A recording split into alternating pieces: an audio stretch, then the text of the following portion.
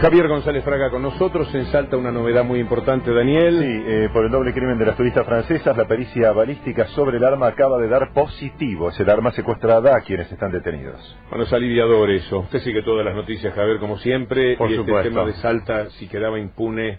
Yo creo que era muy importante que esto se aclare y por suerte se aclaró. La verdad que es un crimen horrible, ¿no? Sí, horrible. Horrible. Hace un enorme Yo he daño. estado en Salta justamente en esos días y por eso cuesta imaginar. Inclusive estuve en San Lorenzo y cuesta imaginar que estas cosas ocurran tan cerca de lugares tan lindos, tan civilizados. ¿No? ¿Dónde no ha estado en estos días, Javier?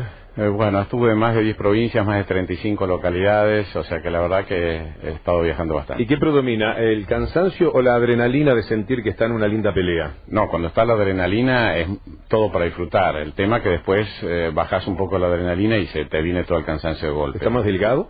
No, más o menos. Quizás algún kilo. Estoy menos activo y eso que tuve que subir por la escalera acá, así que me hice los 3 pisos bastante bien.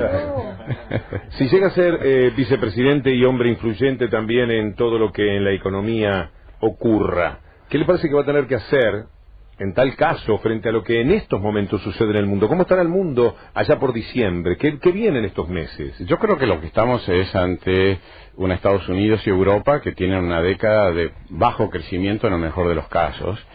No hay que darle tanta importancia a la volatilidad de los mercados. Los mercados son cada día más parecidos a un casino y entonces hay especulaciones al alza que de repente se corrigen y generan especulaciones a la baja y estos son movimientos muy bruscos.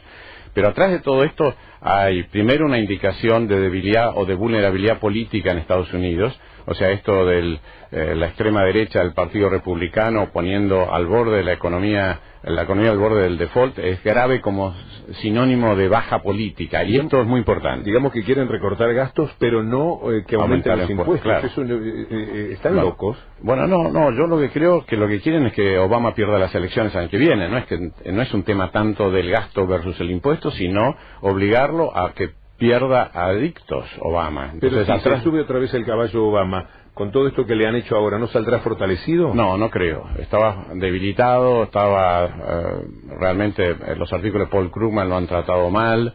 O sea, ha demostrado que no ha sabido confrontar con los republicanos y esto también habla de su debilidad política. Yo creo que esto también, Estados Unidos es muy pragmático. Si este hombre no defiende los gastos en salud, si no defiende todo lo que quería hacer, si realmente no es capaz de aumentar los impuestos, se le está cuestionando su capacidad de liderazgo. Entonces va a quedar debilitado para el año que viene, que era lo que querían los republicanos, pero a un costo enorme para el país. Esto es lo que se demuestra, un costo enorme para el país. Lo que sí creo que es importante es tomar nota que Estados Unidos puede crecer no al 3,5 sino más cerca del 1,5 del 2 y que Europa tiene problemas sin resolver. Ahora yo creo que eso tiene impacto en nuestra economía, no en forma inmediata, sino en forma mediata porque va a golpear un poco a Brasil y un poco a China y por lo tanto tendríamos que hacer otras cosas que no estamos haciendo y creo que eso es un tema importante. Si le pega a Brasil siempre es carambola. Siempre es carambola. Por supuesto que es carambola, pero no le va a pegar tampoco en el corto plazo, es simplemente que Brasil y China le venden mucho a Estados Unidos y Europa, porque ellos hacen muchas exportaciones industriales que tienen esos mercados como destino, y por lo tanto creo que es importante que nosotros vayamos pensando que el viento de cola que duró 4 años empieza por lo menos a frenar. ¿Qué cosas están amenazadas de la economía argentina? Está amenazada la capacidad de recuperar competitividad. Uno, para tener competitividad con nuestro peso, tiene que tener menos inflación y las cuentas fiscales en orden. Es muy importante que la compra de dólares de los superávits comerciales no se hagan todos con emisión monetaria. Por eso la cosa cambió tanto a partir del 2005-2006. De la mano de Lavagna y de Prat-Gay al comienzo, había una muy sólida situación fiscal que se fue deteriorando. Y esto siguió deteriorándose en los últimos años. El gobierno no la reconoce del todo porque considera ingresos genuinos las ganancias del Banco Central, que no son ingresos genuinos, son contables, o los intereses que cobran el ANSES, que los pagan ellos mismos. Entonces yo creo que es un tema que le debería prestar más atención el actual ministro, de consolidar las cuentas fiscales y de bajar la inflación. Como ejemplo, Víctor Hugo, Brasil aprovechó esta movida para devaluar el 3-4%. nosotros no podríamos hacerlo sin iniciar una carrera inflacionaria. Brasil lo puede hacer porque tiene una inflación del 5% y por lo tanto aprovecha esta huida de la capital para mejorar un poquitito su competitividad. Nosotros no podemos hacerlo. Hoy nuestros empresarios que exportan a Brasil o que sufren importaciones de Brasil están 4% peor que hace una semana. Hay algo que no entiendo, Javier. ¿Por qué si hay evidentemente una inflación que la discutiremos entre el 15 o el 30, no de ninguna manera parecería lo que ha dicho el INDEC, pero ha habido una inflación? ¿Por qué no alcanzar ahora, hacer al revés? Normalmente se aumenta el dólar, hay inflación. Hubo inflación, ¿por qué no se puede aumentar el dólar? Porque, mire que no quiero, pero como pregunta. Porque la inflación que sea esa entre el 15 y el 30, si el dólar hubiera acompañado esa inflación de entre el 15 y el 30 sería del 40 o del 50. O sea, uno de las anclas por la cual la inflación no es mayor, cualquiera que ésta sea, es porque la devaluación ha sido del 5% en el último año. Entonces, este gobierno basa el control inflacionario en la estabilidad del tipo de cambio. Y eso es peligroso, porque te impide recuperar competitividad. La cuestión de la deuda externa es una cuestión controlada. ¿Ha sido finalmente bueno, malo, regular pagar con las reservas del Banco Central? Pagar con las reservas del Banco Central es lo mismo que emitir dinero. Es exactamente lo mismo. Es tan malo o tan poco malo como emitir dinero. En este contexto inflacionario, obviamente es preferible tener superávit fiscal. Este gobierno ha perdido más de 5 puntos de superávit fiscal en los últimos 4 años. O sea, de tener un superávit fiscal de más del 3%, hoy tiene un déficit del 2%. Entonces, estos 5 puntos son equivalentes a 20.000 millones de dólares. Es mucho dinero que por año está perdiendo. ¿Por qué hay países que pueden vivir con superávit fiscal negativo y no los nuestros en América Latina, que es un tema que siempre reaparece? Son los países a los cuales llega tanto dinero espontáneamente, como Estados Unidos y otros, que entonces el financiamiento de ese déficit es gratis, como el caso de Estados Unidos. Cuando compras dólares para guardar en algún lado, le estás financiando el déficit gratis a Estados Unidos. Esto es así. Entonces, si el resto del mundo quisiera invertir en pesos y guardarlos en una caja de zapatos, pesos argentinos, sería muy fácil tener déficit. Pero ahora, no es el caso.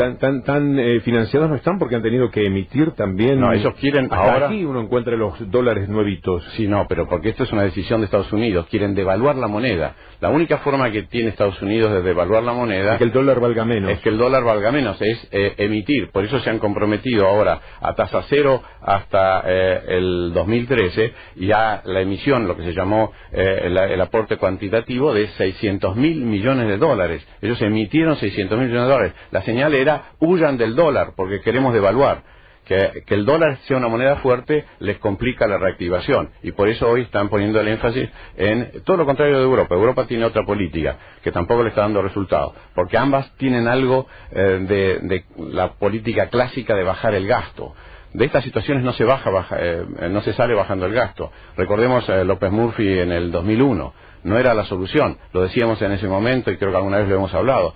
Estas economías tienen que aumentar el gasto, incurrir en déficit y soportar cierta inflación para poder generar una reactivación de la economía. Volviendo a la deuda, si no se pagaba con reservas del Banco Central, ¿se pagaba con ajuste? No. Yo creo que se tiene que pagar con una mejor asignación del gasto. Yo creo que hay que recuperar la mejor solvencia de las cuentas fiscales. Creo que lo que hay que analizar es la calidad del gasto. Nuestro gasto no es necesariamente progresivo. No favorece a los que menos tienen. El gasto ha crecido demasiado en la Argentina y sigue habiendo mucha pobreza y siguen faltando obras de infraestructura sumamente importantes.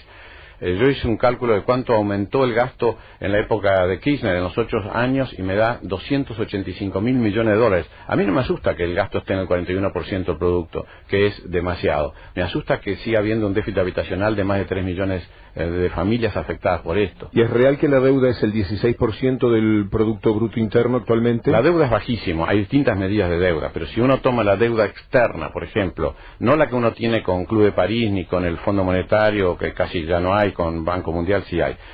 Neta de todo eso, la deuda es el 12%, teníamos el 80%. Una de las cosas que yo he ponderado a este gobierno es cómo nos ha desendeudado. Ahora estoy un poco preocupado porque el desendeudamiento parecería ser excesivo y hay un exceso de presión tributaria que no es bueno para el trabajo. En este momento estamos con un 30% de presión tributaria sobre el producto.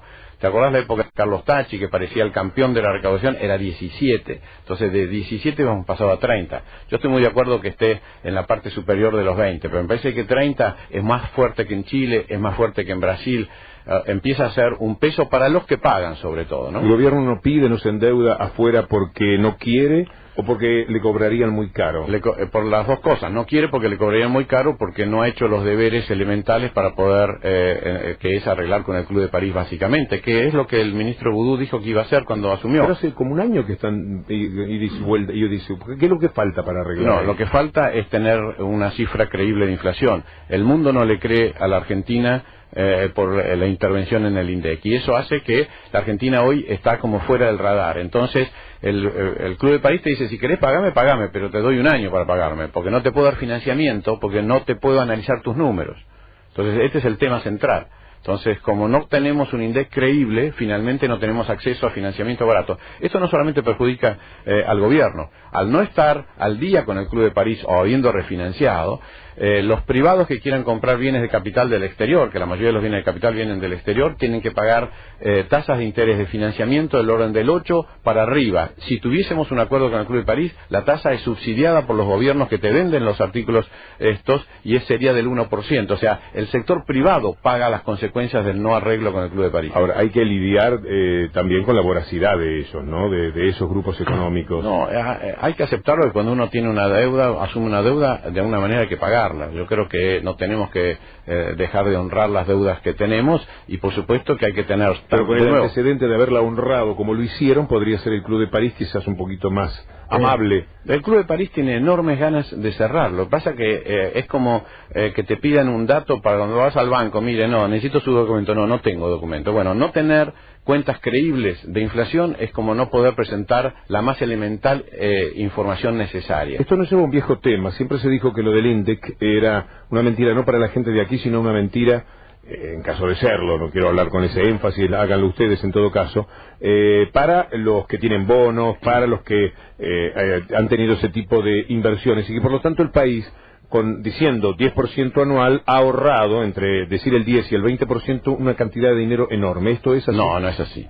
No es así, porque primero el 70 o el 80% de la emisión del SER, que es la que se refiere, que es la que se indexa con inflación, la tiene el propio gobierno en el ANSES. Es como sacar plata de un bolsillo derecho y ponerla en el izquierdo. O sea, es plata que se ahorra el gobierno de pagarle al ANSES o al Banco Central, que también tiene esto. Entonces eso está tremendamente exagerado por el gobierno, también dicho como abajo de la mesa, porque obviamente no lo pueden decir por arriba de la mesa. En segundo lugar, Víctor Hugo, esa plata es a 40 años más, o sea, esos bonos son a muy largo plazo, ahora le quedarán 30 años más. Entonces no sabes si mañana viene un juez y te dice esto estuvo mal calculado y te aparece una nueva deuda para compensar a los que fueron perjudicados por esto. Y por otra parte, esto lo ha destacado muy bien Alfonso Pratgay hace un par de años, el que subestima la inflación sobreestima el crecimiento. Si vos en el sector servicios tenés una inflación del 20 y decís que es del 10, vos estás calculando un crecimiento mucho mayor.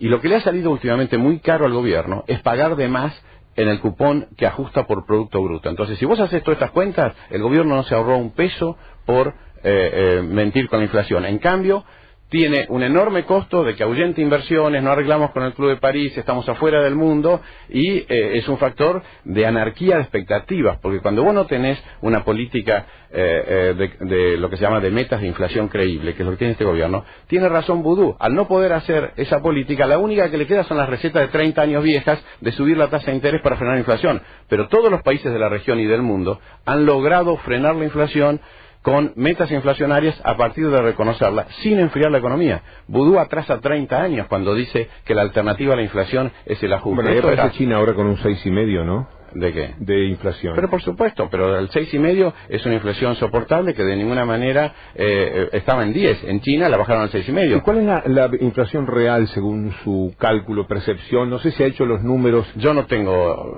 no tiene un número. Personal. El de las consultoras es creíble, porque veo que las consultoras en estos momentos, las internacionales, están siendo rechazadas. Primero en Italia, ahora Obama en persona sale a decir algo muy duro contra las clasificadoras, sí, no contra las clasificadoras. Bueno, sí. Pero estamos un poco en ese juego, clasificadora, consultora, intereses que van detrás y que la gente y nosotros no siempre entendemos. Yo con las calificadoras de crédito tengo una opinión, digamos, desfavorable hace mucho tiempo, porque van con la corriente siempre, nunca se anticipa. Cuando es obvio empiezan ahí a cambiar, pero los elementos a lo mejor estaban antes.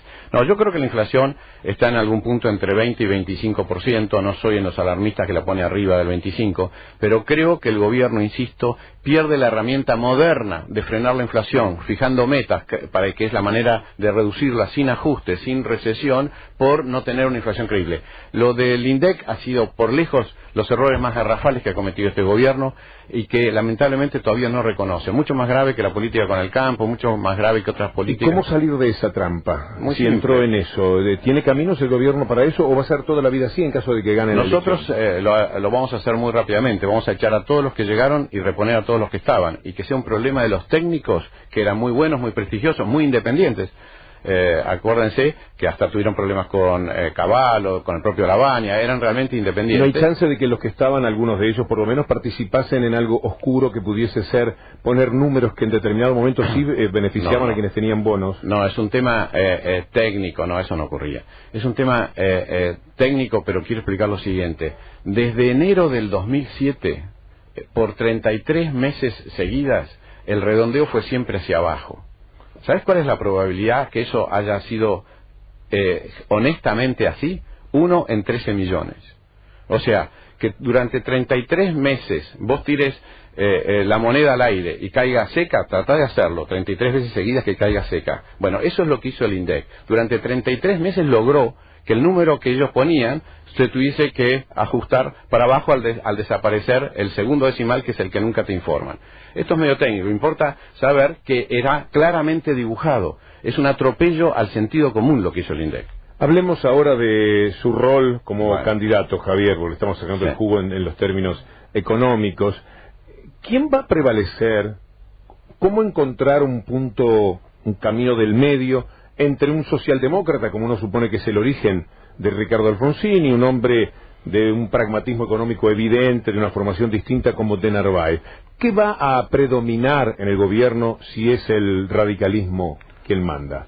Ricardo Alfonsín, sin ninguna duda, porque yo creo que de Narváez, y esto ha quedado muy claro en la campaña, está muy abierto a incorporar nuestras ideas.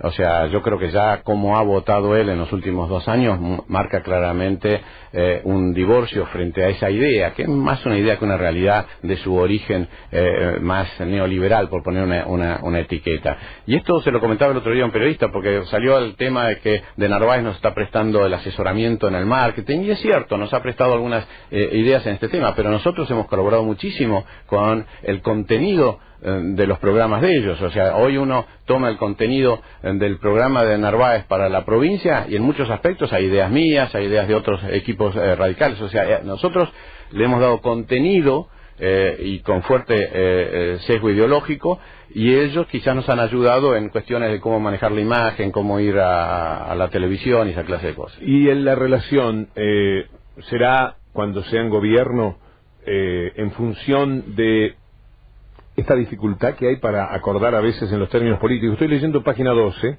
que dice que cada uno hará su propio cierre, que Ricardo Alfonsín se juntará en un hotel porteño con sus correligionarios, su socio estará repartirá boletas en La Matanza, y tampoco estarán juntos esperando el resultado de las primarias. ¿Son desacuerdos esto? No, por supuesto que no. Uno es un tema nacional y el otro es lo provincial.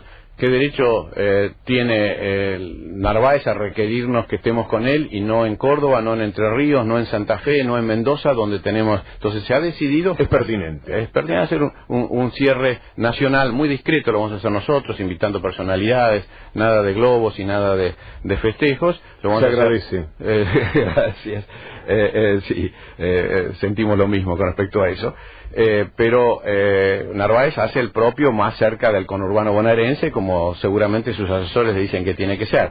Nosotros en ese sentido quizás somos más ingenuos, o somos menos, estamos menos atentos a las modas y a los asesores. Tenemos menos asesores en materia de imagen. Javier, ¿el que sale segundo el domingo polariza con Cristina en octubre? Yo creo que sí. Yo creo que sí.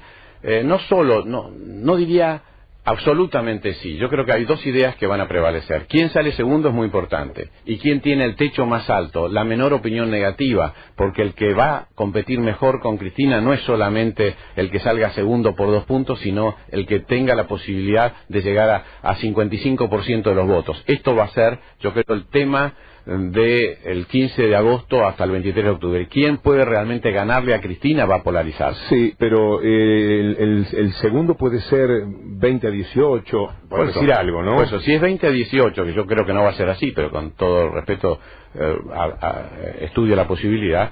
El que salga, si el que tiene 18 tiene un techo más alto, la polarización va a ser a favor del que tiene 18. ¿Y quién lo determina eso? ¿Cómo se va a discutir? Yo creo que la opinión pública va a empezar a ver a través de las encuestas. Claro, las encuestas que todavía no han aparecido son cómo le va a Cristina en un balotaje contra el candidato 1, contra el candidato 2, contra el candidato 3. Y yo creo que eso va a nutrir la información y el voto de octubre. Un par de preguntas económicas, aunque sea un ping-pong porque hay muchas de oyentes, incluso sí. Dólar, débil en el mundo, pero acá todo el mundo demanda dólares y el Banco Central sale a vender todos los días. Es una cuestión cultural, pero no solo de Argentina. La devaluación que ocurrió, aunque sea del 3% en Brasil, también demostró de que la gente siempre que hay un evento, aunque el centro de la tormenta sea Estados Unidos, hay una huida al dólar. La gente sale de posiciones y dice, quiero dólares. Y esto pasó ya cuando cayó el Lehman Brothers. Subsidios, si son gobierno, ¿hay que mantenerlos o sacarlos y en ese caso cómo? Hay que mantenerlos y estudiarlos uno por uno, como he dicho muchas veces, como los palitos chinos, con cuidado. Analizarlos porque hay subsidios que son regresivos y hay subsidios que hay que mantener. ¿82% móvil o hay que pagarlo? O mantenerse con estos aumentos. No, hay que pagarlo. El 82% hay que pagarlo. Hay fondos para pagarlo porque ya no hay más restricción de que solo con los fondos del ANSES se puede pagar las jubilaciones. Eso es un resabio de las AFJP, donde había un sistema de capitalización. Hoy estamos ante un sistema de reparto y donde hay que utilizar todos los fondos disponibles para cumplir con los jubilados. ¿La estatización de las AFJP es definitiva? Por supuesto. ¿Aerolíneas? Aerolíneas, primero me gustaría saber qué pasa, porque Aerolíneas sigue en manos las acciones en manos de los españoles, pero los argentinos estamos pagando 3 millones de pesos por día para su subsistencia. Entonces yo creo que hay que regularizar esa situación y hay que tener información, porque con esto de que todavía es una empresa privada en manos extranjeras, no hay información sobre qué hacer con Aerolíneas. Nosotros vamos a mantener el criterio de que hay que subsidiar una cantidad de vuelos, ¿cómo se dice? De escalas, de frecuencias. Pero queremos también actuar sobre la eficiencia, porque a las tarifas que Aerolíneas Argentinas pierde dinero, la competencia gana dinero. Esto es un tema para estudiar. ¿YPF? YPF es una empresa que lamentablemente el haber pasado a manos argentinas en parte no ha sido una buena noticia. Hablo con prudencia porque si me paso de lo que pienso, recibo actas notariales, cartas documento, porque se enoja aunque yo diga cosas. Pero lo cierto es que desde que está en manos argentinas se explora menos, distribuyen más dividendos en efectivo de las ganancias que tiene. Póngale usted el nombre, yo no se lo puedo poner a lo que es esa política, y realmente está más pensando en cómo importar energía que cómo explorar y explotar más. ¿El fútbol para todos sigue en manos del Estado o se licita? Bueno, yo lo que creo es que tenemos que tratar de hacer en Fútbol para Todos algo que no signifique un costo tan grande para el país. O sea, debe haber maneras de poder equilibrar esa cuenta. Yo creo que ha sido bueno el tema de tener Fútbol para Todos, pero no me parece que tenga que ser un mecanismo de publicidad oficial. Tiene que ser un mecanismo de publicidad privada y buscar los mecanismos. La publicidad oficial, Javier, este es un tema que me toca de cerca, igual va después por los medios. La ponen aquí, la ponen en Clarín, aquí la concentraron. Pero aquí la concentraron, pero de nuevo, es generarle una pérdida a un instrumento que se compensa con publicidad oficial. Me gustaría que eso no sea ¿La tan ley de medios agresivo. vuelve para atrás? No, por supuesto que no. ¿Se mantiene por supuesto, en su postulado, incluido el 161? Me estás preguntando sobre un tema muy particular. Sí, lo sé, pero, hasta donde se pueda. Pero la filosofía de la ley de medios y de tener más democracia, más accesibilidad a los medios y no tanta concentración es un criterio que compartimos. Las importaciones y exportaciones, hay una lluvia de preguntas de productores del campo. Si seguir con los límites para exportar y también para importar. Hay que desmantelar todo lo que tenga olor a onca, hay que desmantelarlo en el día 1. También las retenciones, excepto las de la soja. Yo creo que hay que liberar la capacidad productiva de nuestra gente de campo, que tiene una genética en favor de la producción, y hay que olvidarse de estarla trabando. las retenciones efectivas sobre trigo y maíz son más del 50% por las trabas a la importación, a la exportación. Son $58 menos de lo que tendrían que haber cobrado por tonelada, lo que cobraron con estas 450.000 toneladas que se autorizaron recientemente. Hay que liberar la capacidad productiva de este país. ¿Las retenciones a la soja? Las retenciones a la soja, hay un proyecto en el Senado que en el Congreso vamos a impulsar de una reducción gradual de 5 puntos por año. ¿Hasta llegar a qué mínimo? Hasta 10. Hasta 10. Sí. Hablando del dólar, ¿el tipo de cambio real cuál es? Hace 40 años que no contesto esta pregunta, porque el tipo de cambio real es el que es. O sea, esto de decir que el dólar tiene otro precio, no, es el que es. Y si el Banco Central tiene casi 50.000 millones de dólares, te agrego el que quiera el Banco Central, porque con esa cantidad de divisas pone el dólar donde quiera. Entonces no hay que decir que me gustaría que fuera a lo mejor más alto, sí, pero también le gustaría a los chilenos, a los brasileros, a los uruguayos, a todos les gustaría no tener tanta apreciación de sus propias monedas, porque el problema del dólar débil es una enfermedad mundial. Pero en la Argentina, por la inflación, es mucho más difícil de curar que en los otros países. ¿Y fuga de capitales cómo se frena? Sí, se frena, como se lo contesté, por estos sistemas de 140 caracteres a los cuales me he tenido que aprender, como con el celular, que tampoco tenía y ahora sí tengo, lamentablemente. A la presidenta le dije cuando dijo eso de no me compren dólares, entonces cree condiciones para la inversión. Porque la gente no compra dólares porque se cree que va a venir una devaluación. La gente compra dólares porque no compra tractores, porque no compra vacas, porque no compra maquinarias. Entonces se genera una liquidez por no invertir, por la incertidumbre, por las trabas, por los controles, por Moreno y por todo eso. Y entonces una parte de esa liquidez va al dólar. La del estribo. El Bovespa abrió con una fuerte caída y las bolsas europeas vuelven a hundirse. La plaza brasileña inició sus operaciones con una pérdida superior al 2%. ¿Le llevamos el apunte o está en lo que usted dijo? Es el casino del mundo donde pasan de estar timbiados al alza a estar timbiados a la baja. Entonces ajustan, hay mucha especulación. Lo concreto es que Estados Unidos va a crecer menos, han tomado conciencia de eso. A mí no me sorprende porque era mi pronóstico hace más de 2 años, el sistema de la W, que iba a haber, alguna vez creo que lo hemos hablado, que iba a haber aceleraciones y desaceleraciones en Estados Unidos, porque no ha logrado arrancar el consumismo. Y yo creo que Estados Unidos ha vuelto a ser un pueblo muy mormón, muy de una cultura de la austeridad nuevamente, y por lo tanto le va a costar mucho incentivar de vuelta el consumismo como se logró hace 20 años atrás. ¿La asignación universal por hijo? Vamos a hacer de eso, como fue la propuesta de la oposición, el centro principal de asistencia junto con un shock de viviendas y un shock para combatir la desnutrición infantil. La vamos a hacer verdaderamente universal. No nos gustan los punteros en el tema este. El radicalismo tiene una larga tradición de nunca haber lucrado con la pobreza. Entonces yo he estado en estos días en los medios preguntándome, ¿querrá Delía algún día conseguirle trabajo a sus seguidores? La respuesta es claramente no, porque el día que les consiga trabajo no tiene más seguidores. Bueno, nosotros queremos realmente trabajo para todos y mantener la asignación universal por hijo, hacerlo universal, verdaderamente universal, o sea, automática y mucho más amplia. Y agregarle a la tarjeta magnética con la que se cobra tantos kilos de pan, tantos kilos de carne, tantos kilos de arroz, de acuerdo a la estructura familiar. Porque de esa manera le vamos a sacar a los productores este peso injusto que le han puesto a los productores agropecuarios, de que son ellos los que tienen que solucionar el hambre de los argentinos. Los tenemos que solucionar entre todos, generando una tarjeta que les permita acceder a los alimentos. Esto se llama subsidio a la demanda y no subsidio a la oferta. De los temas de fondo, de la cuestión de fondo opinarán los amigos después de escuchar a Javier González Fraga. De la cuestión formal como hombre de radio, agradecido, un entrevistado extraordinario. Muchas Javier, gracias por invitarme, Víctor Hugo. Muchas gracias. Javier González Fraga. La mañana con Víctor Hugo. Cada día la posibilidad de construir juntos un programa distinto.